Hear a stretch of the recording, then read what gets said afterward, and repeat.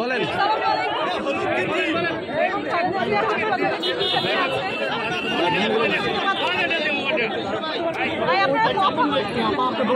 আপু বলে যান।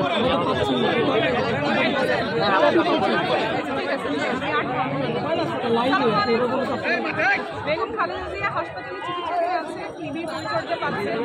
ওনার শারীরিক অবস্থা ক্রিটিক্যাল, তবে স্থিতিশীল আছেন। উনি এখনো ফাইট করছেন।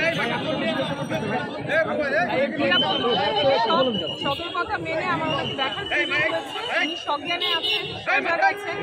চিকিৎসক এবং নার্স যে ওনাকে নির্দেশনা দিচ্ছে,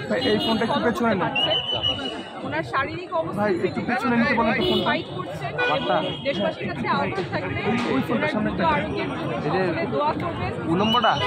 উনি দল মত সবকিছু সবসময় ফাইট করেছেন, সহনশীলতার প্রতীক ছিলেন।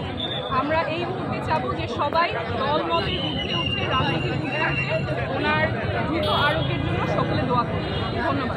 আপনি যারা একটু আপনার কাছে জানতে চাই, আপনি একজন ডাক্তারের মানে চিকিৎসা বিজ্ঞানের ভাষায় ওনার শারীরিক অবস্থাটা কেমন একটু যদি বলেন সাধারণ মানুষের।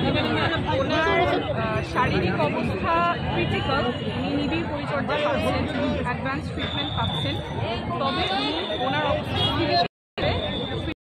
স্থিতিশীল এবং চিকিৎসা চলছে। সকলের কাছে দোয়ার কিছু বলবেন? সবাই দোয়া করবেন ওনার জন্য, সুস্থ করে দেন এবং আমাদের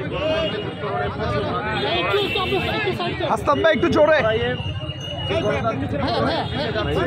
সেটি যেন উনি নিজে দেখে যেতে পারেন, যার কারণে ওনার আজকে এই পরিণতি হয়েছে। একটা ক্লিনিক্যাল একটা অপারেশনের মধ্যে দিয়ে গিয়েছেন, তাকে মেডিকেলের অত্যাচারের মধ্যে দিয়ে গিয়েছেন।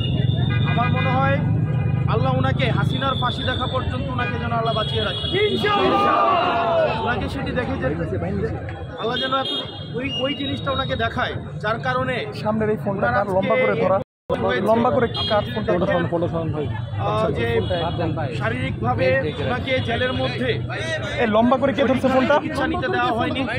আমরা আজকে শুনেছি যদি কোনো ডাক্তার ওনাকে চিকিৎসা করতে আসতেন তখন ওই ডাক্তারকে